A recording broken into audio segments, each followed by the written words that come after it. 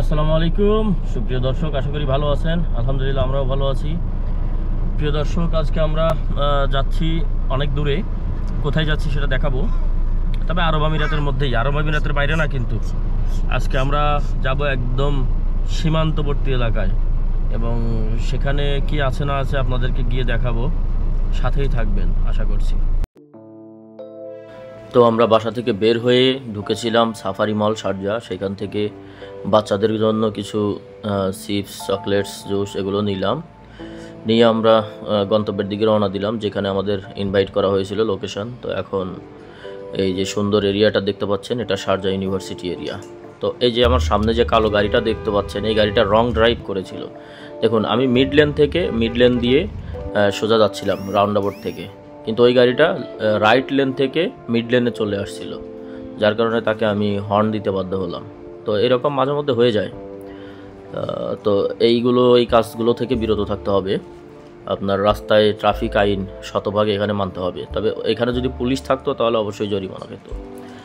তো মালিহা রোড ধরে আমরা চলে যাচ্ছি গন্তব্যস্থানের দিকে। গন্তব্যস্থানের নামটা বলেই দিই, হ্যাঙ্গিং গার্ডেন কলবা, যেটাকে কলবা হ্যাঙ্গিং গার্ডেন বলা হয়। ওটা কিন্তু শারজা এরিয়া।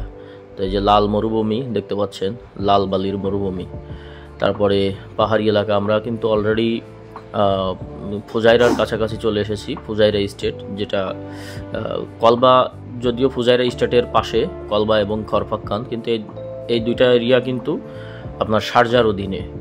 শারজা শহর কিন্তু দুবাইয়ের সাথেই, কিন্তু 150 কিলোমিটার দূরে এসে আবারও শারজা। তো সেই খরফাক্কান, কলবা, এই দুইটাই শারজার এরিয়া। তো আমরা যাচ্ছি কলবার দিকে, যেহেতু যাবো কলবা হ্যাঙ্গিং গার্ডেনে। তো যাওয়ার রাস্তাগুলো খুবই সুন্দর, যদিও পাহাড় থেকে এই যে ঝর্ণার মতো পানি চলে এসেছে রাস্তার উপরে। খুবই স্লিপি এবং পানির তলে হালকা গর্ত থাকতে পারে। আপনারা যদি এই রাস্তায় চলাচল করেন তো অবশ্যই আপনাদেরকে খেয়াল রাখতে হবে, যাতে করে আপনার কোনো দুর্ঘটনা না ঘটে। পানি দেখতে পেলেই আপনাকে স্লো করতে হবে গাড়ি, 30-30 নিচে নিয়ে আসতে হবে স্পিড। পাহাড় কেটে কেটে রাস্তা বানানো, আপনাকে উঁচু নিচু রাস্তা চড়াই উতরাই পার হতে হবে। কখনো গাড়ি উঁচুতে উঠবে, কখনো গাড়ি নিচুতে নামবে। এরপরে টানেলও পাবেন মাঝে মধ্যে। এই টানেল থেকে বের হলাম। টানেল থেকে বের হয়ে খুব সুন্দর দৃশ্য মাঝে মধ্যে এই যে দেখতে পাচ্ছেন, এটাই হচ্ছে হ্যাঙ্গিং গার্ডেন। হ্যাঙ্গিং গার্ডেনে প্রবেশ করেছিলাম গাড়ি নিয়ে, কিন্তু এই সময়টাতে দুপুর হওয়ার কারণে আমি জুমার নামাজ পড়ে রওনা দিয়েছিলাম। তো শারজাতে জুমার নামাজ হয় 12:30টায়, যার কারণে আমি 1-1:30টার দিকে রওনা দিয়েছিলাম। এখানে প্রচণ্ড রোদ ছিল। হ্যাঙ্গিং গার্ডেনে যে ঢুকে পড়েছি পার্কিং এরিয়াতে, প্রচণ্ড রোদ। গাড়িটা পার্কিংয়ে রাখার পরে বের হয়ে দেখি এতটা রোদ, যেটা আসলে এখানে না আসলে বুঝতে পারবেন না। তো আপনাদের দেখানোর জন্য সেখান থেকে আমি কিছুটা ভিডিও ধারণ করলাম, যাতে করে আপনাদেরকে দেখাতে পারি। কারণ এই রোদের মধ্যে তো আর এখানে আমি ঘুরতে পারবো না ফ্যামিলি নিয়ে, বা আরও যারা আসছেন, যারা আমাদেরকে ইনভাইট করে নিয়ে আসছেন, তো ওই ফ্যামিলিগুলো তো এই রোদের মধ্যে বাচ্চা কাচ্চা নিয়ে বসতে পারবে না। কারণ আরব আমিরাতের রোদ তো বুঝতেই পারতেছেন, তীরের মতো গায়ে বিঁধে যাবে। যার কারণে আমি একটু ভিডিও করে রাখলাম এখান থেকে দিনের, মানে এটা ডে লাইটে যেই ভিউটা, এটা ভিডিও করে আপনাদেরকে দেখালাম। তো আমরা এখানে আসবো সন্ধ্যায়, যার কারণে আমরা চললাম লাঞ্চ করার জন্য, যে ওনারা রান্না করে নিয়ে আসছেন এক একজন এক একটা। তো কোথায় যাব আমি একটা লোকেশন বের করলাম, কলবা লেক পার্ক, মানে এটা হচ্ছে কলবা ওপেন লেক পার্ক। এটা লেকের ধারে একটা পার্ক। তো সেটার লোকেশনটাই সবাইকে দিয়ে দিলাম। এই যে দেখতে পাচ্ছেন, এটা হচ্ছে কলবা লেক পার্ক। এটা তেমন কিছু না, সেরকম কিছু সাজানো না। তো আমরা কলবা ইউনিভার্সিটি, এই যে এটা হচ্ছে কলবা ইউনিভার্সিটির সামনে দিয়েই আমরা ওখানে গেলাম। এটা হচ্ছে কলবা ক্লক টাওয়ার। তো কলবা ক্লক টাওয়ার থেকে আরও কিছুটা এগিয়ে এসে তারপরে এই লেকটা। তো এই ভিডিওটা আমি সম্পূর্ণ গোপ্রোতে 2K ভিউতে ধারণ করেছি, স্লো মোশনে। হয়তো দেখতে একটু সময় লাগবে, কিন্তু অনেক সুন্দর লাগবে দেখতে। এখানে নামলাম, এখানে সব ফ্যামিলি নেমেছে গাড়িগুলো পার্কিংয়ে রেখে। যদিও এগুলো ফ্রি পার্কিং, আপনাদের পার্কিং নিয়ে টেনশনে কিছু নাই। কলবার এই এরিয়াতে ফ্রি পার্কিং, কিন্তু হ্যাঙ্গিং গার্ডেনে কিন্তু ফ্রি পার্কিং না, ওখানে ঘন্টায় 5 দিরহাম করে আপনাদের পার্কিং চার্জ দিতে হবে। তো এই এরিয়াতে এখন যেখানে চলে আসলাম, কলবা ওপেন লেক পার্ক, এটা ফ্রি পার্কিং এরিয়া। এখানে পার্কিং নিয়ে কোনো টেনশন নাই। দেখতে পাচ্ছেন সবাই এখানে একত্রিত হয়েছে, বাচ্চা কাচ্চা নিয়ে সবাই গল্প গুজবে ব্যস্ত। এখানে সবাই সবার সাথে পরিচিত, পূর্ব পরিচিত, কিন্তু আমাদের কারোর সাথে পরিচয় ছিল না সেভাবে, বিশেষ করে কারো ফ্যামিলির সাথে না। এই যে ভাই এতক্ষণ কথা বললো শফিকুল ভাই, উনি আমার পূর্ব পরিচিত এবং ওনার ওয়াইফও আমাদের পূর্ব পরিচিত, যার কারণে ওনার সাথে তো একটু ইজিলি কথা বলা যায়। আর যারা ভাই ব্রাদার ছিলেন এখানে তাদের সঙ্গে পরিচিত হব আর কি। প্রিয় দর্শক, আমরা প্রথমে গিয়েছিলাম হ্যাঙ্গিং গার্ডেন, কলবা হ্যাঙ্গিং গার্ডেন। সেখানকার অবস্থা খুবই মানে রোদ, এত তাপ, মানে বাচ্চাদেরকে নিয়ে এখানে নামা একদমই সম্ভব না। যার কারণে আবার লোকেশন দিলাম, একটা লেক পেলাম, এই যে এখন যেখানে আছি এটার নাম হচ্ছে কলবা ওপেন লেক পার্ক। হ্যাঁ, কলবা ওপেন লেক পার্ক। এই জায়গাটা এখনও সম্ভবত আন্ডার কনস্ট্রাকশন দেখে মনে হচ্ছে, এতটা উন্নত না। ভিডিওতে দেখানোর চেষ্টা করব। খেজুর গাছগুলো আছে, নতুন আর কি জায়গাটা। তো এখানে সবথেকে বড় চমক হচ্ছে আমার পিছনে একটা নদীর মতো, আমার মনে হচ্ছে বাংলাদেশের কোনো জায়গায় আছে, একদম আমার হাতের পাশে মানে নৌকা নদী, এটা দেখার মতো একটা জায়গা। বাচ্চারা খোলা মাঠে খেলতেছে, এই যে আমার রাজপুত্র চলে এসেছে। তো জায়গাটা খুবই ন্যাচারাল, একদমই ন্যাচারাল, একদম নদীর পাড়ে, কোনো ব্যারিকেড নাই, একদম আমার মন চাচ্ছে এখনই পানিতে নেমে পড়ি। এত সুন্দর একটা জায়গা, মানে আসলে আর্টিফিশিয়াল এইরকম সেরকম কিছু নাই যে আহামরি অনেক কিছু, সেরকম কিছু না, কিন্তু যা আছে প্রাকৃতিক সুন্দর। আমার মনে হয় জীবন ধারণের জন্য এটাও কম কিছু নয়। তো ইনশাল্লাহ দেখি পরবর্তীতে আবার কোথায় যাই। এই জায়গাতে আমরা খাওয়া দাওয়া করবো ইনশাল্লাহ, একে একে ধাপে ধাপে সব জায়গা ঘুরবো আমরা। আজকে সাথেই থাকবেন। চিন্তা করলাম যেহেতু এখানে এসেছি আশপাশের প্রকৃতিগুলো একটু ক্যামেরা বন্দি করি, তাই একটু সামনে এগিয়ে চলা। তো দেখতে পাচ্ছেন প্রকৃতিটা ঠিক এরকমই ছিল। তো ওখানে সব ভাইয়েরা, যে ভাইয়েরা ফ্যামিলি নিয়ে আসছেন, ওনারা সবাই ওখানে মাদুর পেতে বসার ব্যবস্থা করতেছিলেন। চেয়ারও বের করা হয়েছে, গাড়ি থেকে খাবার দাবারও বের করা হয়েছে। আমার গাড়িতেও আছে কিছু, ওটা বাচ্চাদের খাবারগুলো আর কি, যেটা সাফারি মল থেকে নিয়েছিলাম, সেগুলো বের করবো ইনশাল্লাহ। তো সব থেকে ভালো লাগছিল যে এখানে বাচ্চারা একত্রে দৌড়াদৌড়ি করতেছিল, খেলাধুলা করতেছিল। এরকম পরিবেশ তো অ্যাকচুয়ালি বিদেশের মাটিতে সব সময় হয়ে ওঠে না। তো মাঝে মধ্যে একটু এরকম পরিবেশ দিলে বাচ্চাদেরও একটু ভালো লাগে, খোলা পরিবেশে বাচ্চারা একটু আনন্দ করতে পারে। তো আমি শেষে একটু নদীর ধারে চলে গেলাম, ভাবলাম যে এখানে পানিটা একটু ছুঁয়ে দেখব, পানিটা ঠান্ডা নাকি গরম, এবং পানিটা লবণাক্ত হওয়ার সম্ভাবনাই বেশি। ভেবেছিলাম যে একটু চেক করবো যে এটা লোনা পানি কিনা। এটা আমি 90% শিওর এটা লোনা পানি, এখানে লোনা পানি ছাড়া কোনো লেক নেই। তো কাছে গিয়ে দেখি অনেক মাছের মতো দেখা যায়, আরও কাছে গিয়ে দেখলাম যে শার্কের মতো দেখা যাচ্ছে, শার্কের বাচ্চা। এই জন্য ভয়ে আর ওখানে পানিতে হাত দিলাম না, কারণ শার্ক থাকলে তো দুর্ঘটনা ঘটতে পারে। যাই হোক, এটা সেই ভিডিওটাই। আগে যখন প্রথমবার এখান দিয়ে গিয়েছিলাম হ্যাঙ্গিং গার্ডেনের সামনে দিয়ে, তখন এটা গাড়ি থেকে ভিডিওটা করেছিলাম, রেখে দিয়েছি শুধু আপনাদেরকে ডে ভিউটা দেখানোর জন্য, দিনের ভিউটা দেখানোর জন্য। তো এখন সন্ধ্যা, অবশেষে আমরা চলে এসেছি সেই হ্যাঙ্গিং গার্ডেনের টপ ভিউতে। আমরা ওখানে লাঞ্চ করেছি, যেটা লেক পার্ক ছিল কলবা, সেখান থেকে আমরা গাড়ি নিয়ে চলে এসেছি। নিচে পার্কিং না পেয়ে আমরা চলে এসেছি একদম উপরে টপ সাইডে, এটা হচ্ছে টপ সাইড। তো এখান থেকে ভাবলাম যে একটু আপনাদেরকে দেখাই টপ ভিউটা, কারণ সন্ধ্যা হয়ে গেছে, কিছুক্ষণ পরে আর ক্যামেরায় এত ক্লিয়ার দেখতে পাবেন না, ক্লিয়ার দেখা যাবে না, অনেক অন্ধকার হয়ে যাবে। যে জন্য গোধূলির আলোতেই আপনাদেরকে একটু দেখাচ্ছি প্রকৃতি। যে ভাই শফিকুল ভাই, ওনার ওয়াইফ, ওনারা সবাই উপর থেকে বাচ্চাদের মতো করে দেখতেছে। আসলে এখানে গেলে সবাই বাচ্চা হয়ে যায়, আমিও হয়ে যাই। এখানে গেলে আর বয়সের কোনো ভারত্ব থাকে না, আনন্দে মানুষ উৎফুল্ল একদম দিশাহারা হয়ে যায়। এত সুন্দর চমৎকার, কেউ কারো পিছে লেগে নেই, কেউ কারো ক্ষতি করে না, কেউ কাউকে নিচের দিকে টানে না, কেউ কারোর সাথে হিংসা করে না, কেউ কাউকে কারো নিয়ে পরচর্চা পরনিন্দা এগুলো করে না। খুব সুন্দর পরিবেশ, এখানে মানুষ একদম সফট মাইন্ডেড, এটাই সব থেকে ভালো লাগে। তো এখানে মানুষ বাচ্চা সুলভ আচরণ তো করবে, এটাই স্বাভাবিক। তো এটা হচ্ছে টপ ভিউ, আপনারা যেখান থেকে দেখতে পাচ্ছেন। প্রিয় দর্শক, এখন আছি হ্যাঙ্গিং গার্ডেনের টপ ভিউতে আছি।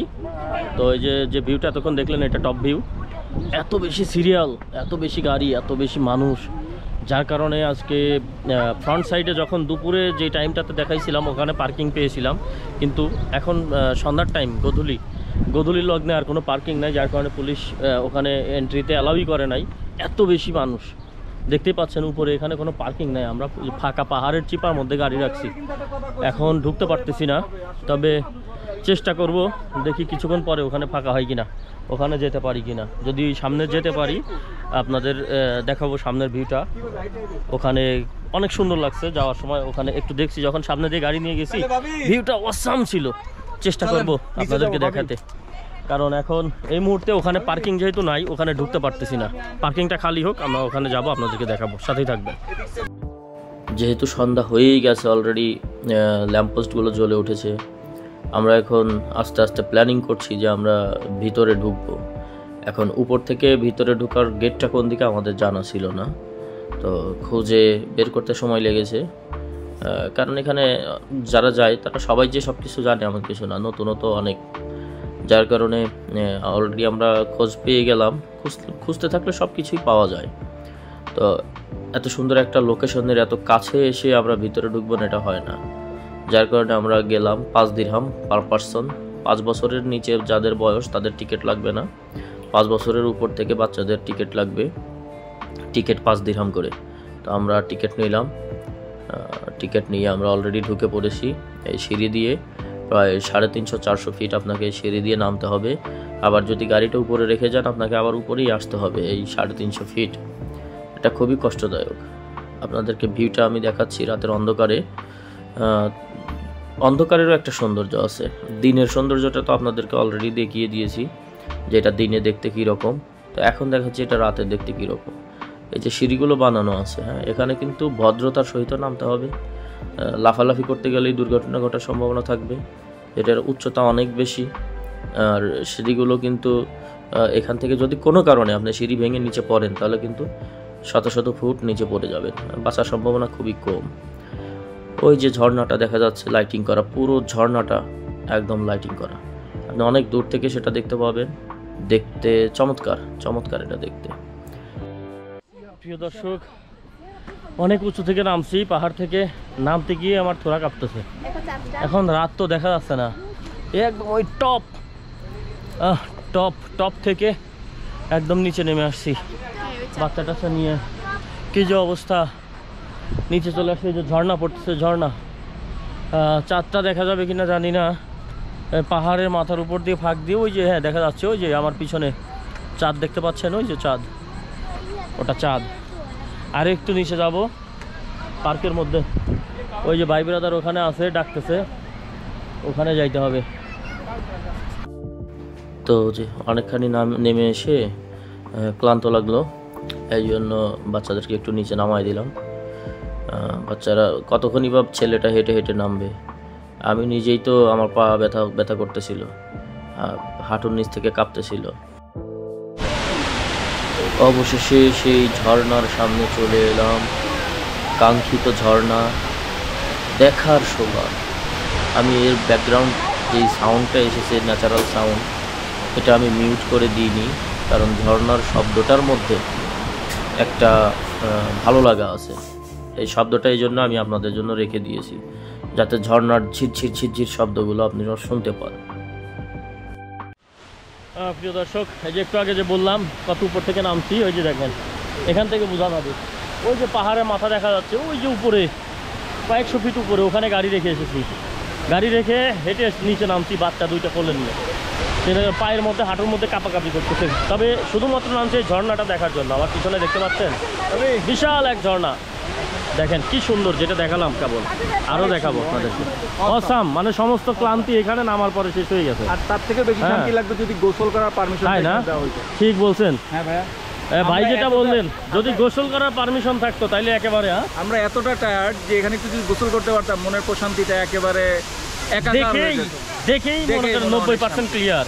আর দেখার যদি পানির এত পুরা, মানে কক্সবাজার কি বলবো, এর স্রোত, পানির শব্দ, অসাম এক কথায়। ওয়াও, পিছনে ব্যাকগ্রাউন্ডটা শুধু মনে হচ্ছে, দেখো পিছনে ব্যাকগ্রাউন্ড কি সুন্দর, দেখছো?